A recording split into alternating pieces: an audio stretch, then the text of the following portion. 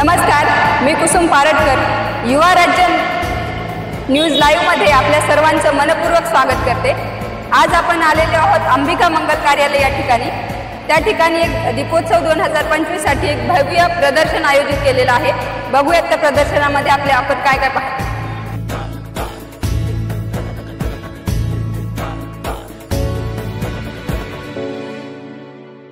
आता आपण आहोत मनोहर सरांसोबत। त्यांनी या ठिकाणी सनातन संस्थेमार्फत एक पुस्तकांचा स्टॉल लावलेला आहे। पाहूयात त्यांची काय प्रतिक्रिया। नमस्कार।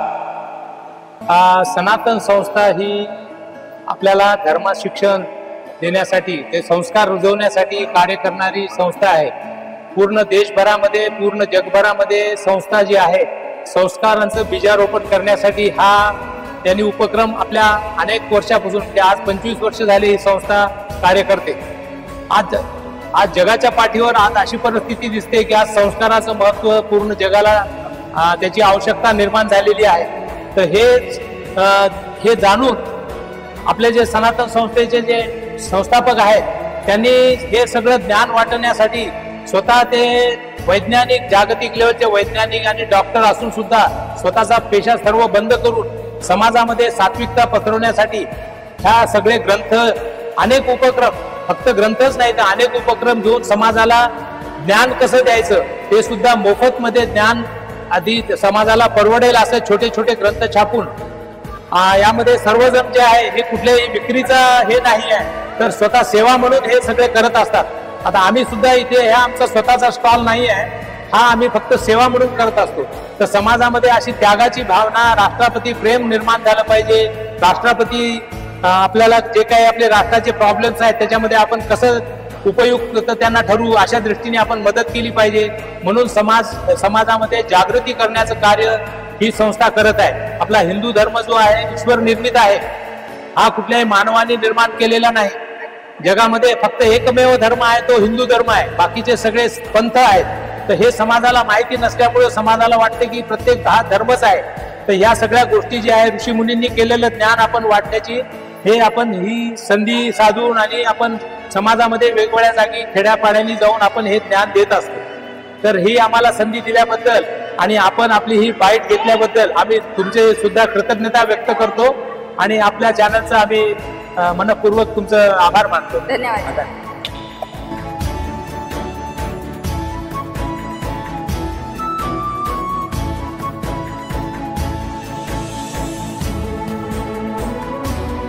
सोबत आहेत दीपोत्सव 2025 चे आयोजक, आपण त्यांच्याशी संवाद साधूया। नमस्कार। बीबीएन असोसिएशन आयोजित दीपोत्सव 2025 गेल्या 10 वर्षापासून आम्ही सतत हा व्यावसायिकांचा खास करून महिला व्यावसायिकांना पुढे आणण्यासाठीचा हा जो उत्सव आहे तो आम्ही भरवत आहोत अंबिका मंगल कार्यालय इथे। आणि जास्तीत जास्त महिलांना व्यवसाय करता उत्तेजन भेटावं, त्यांना एक प्लॅटफॉर्म भेटावा या उद्याच हेतून आम्ही हा दीपोत्सव हा दरवर्षी घेत असतो। किती वर्ष झाले तुम्ही हा उपक्रम राबवताय? आता हे आमचं हे 10वं वर्ष आहे आणि वर्षातून आम्ही असे 3 उत्सव घेतो, श्रावण उत्सव, संक्रांत उत्सव आणि दीपोत्सव। म्हणजे आता टोटल जर तसा बघितला तर कोरोनाचा पिरियड स्वतः हा आमचा 25वा उत्सव आहे। आता आणखी नवीन योजना तुम्ही याच्यामध्ये काय काय राबवतोय? दरवर्षी काय काय? दरवर्षी आता प्रत्येक जे नवीन व्यवसाय करणाऱ्या महिला आहेत त्यांना नवनवीन व्यवसाय करणाऱ्या महिला आहेत त्यांना इथं आम्ही प्लॅटफॉर्म देण्याचा प्रयत्न करतो की इथं तुमचं विक्री झाल्यानंतर परत पुढे वर्षभर किंवा 6 महिने जे काही आहे तुम्हाला सतत त्याच्यातून तुम्हाला गिराईक भेटत राहील आणि तुमच्या व्यवसायाला चालना भेटत व्यवसाय वाढण्यासाठी ते त्यांना उपयुक्त ठरतं। म्हणजे तुमचा उपक्रम संपल्याच्या नंतरही त्यांना गोष्टीचा फायदा होणार। एक ॲडव्हर्टाइजमेंट प्लॅटफॉर्म आहे जे स्वतःची ॲडव्हर्टाइजमेंट करू शकत नाहीत किंवा ज्यांना जाहिरात करण्याला परवडत नाहीये किंवा जे कस्टमर पर्यंत पोहोचू शकत नाहीत अशा सर्व लोकांसाठी आम्ही हे करतो। म्हणजे जे लहान उद्योजक आहेत छोट्या गृहउद्योग करणारे याच्यामध्ये जास्त आहे त्यांच्यासाठी या गोष्टीचा खूप जास्त बरोबर। सरांनी आताच सांगितले की जवळपास 25 वर्षापासून त्यांनी हा उपक्रम राबवत आहेत।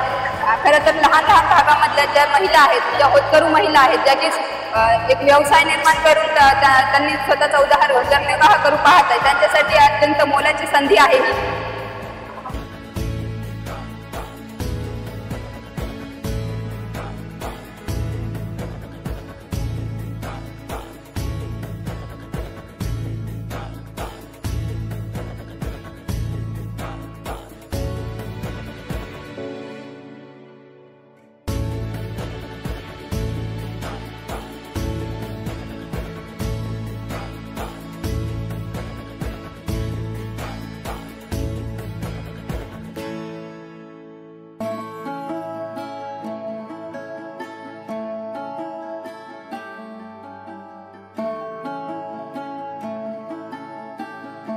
आपण या ठिकाणी बघू शकता की महिलांची या ठिकाणी खूप जास्त गर्दी झालेली आहे. दिवाळी म्हटलं की महिलांचा उत्साह खूप जास्त वाटतो आणि त्यांनी सजावटीसाठी या ठिकाणी साहित्य भरपूर लागलेलं आहे, त्यामुळे महिला या ठिकाणी उत्साहामध्ये दिसत आहेत. आपण बघू शकता. चला तर त्यांच्याशी आपण चर्चा करूया आणि जाणून घेऊया त्यांच्या भावना काय आहेत.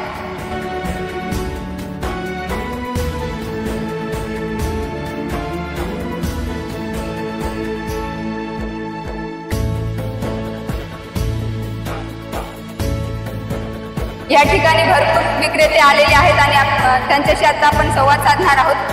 पाहूयात त्यांनी काय काय या ठिकाणी त्यांचे स्टॉल लावलेले आहेत. नमस्कार.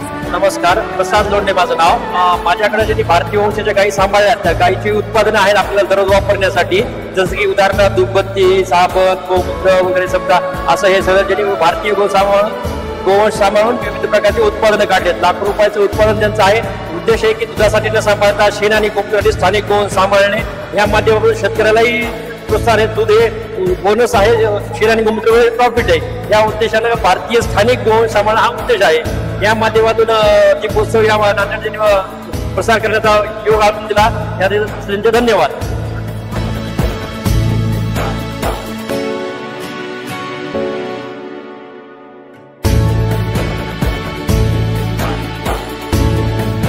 या ठिकाणी आपण बघू शकतो मसाल्याचे पदार्थही त्यांनी स्टॉलवर लावलेले आहेत. त्याच्यानंतर सजावटीच्या प्रतीकाचे सुंदर सुंदर फुलांच्याही या ठिकाणी माळा त्यांनी त्यांच्या स्टॉलवर लावलेल्या आहेत. या ठिकाणी प्रत्येक कार्यक्रमामध्ये त्यांनी आयोजन केलेलं आहे. फराळाचंही बघूयात आपण या ठिकाणी काय काय आहे.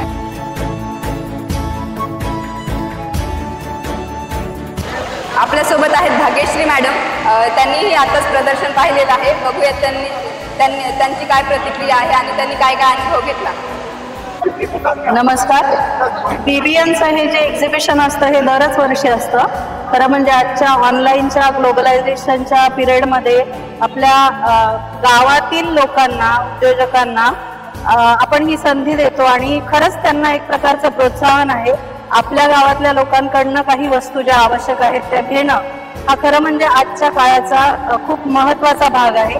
कारण आपण ऑनलाईन वस्तू घेतो पण ती वस्तू हातात येईपर्यंत कशी असेल सांगता येत नाही, फसवणूक होऊ शकते आणि उगीच आपण Amazon वगैरे असं वापरण्यापेक्षा आपल्या मंडळींना आपण निश्चितच प्रोत्साहन द्यायला पाहिजे असं मला वाटतं.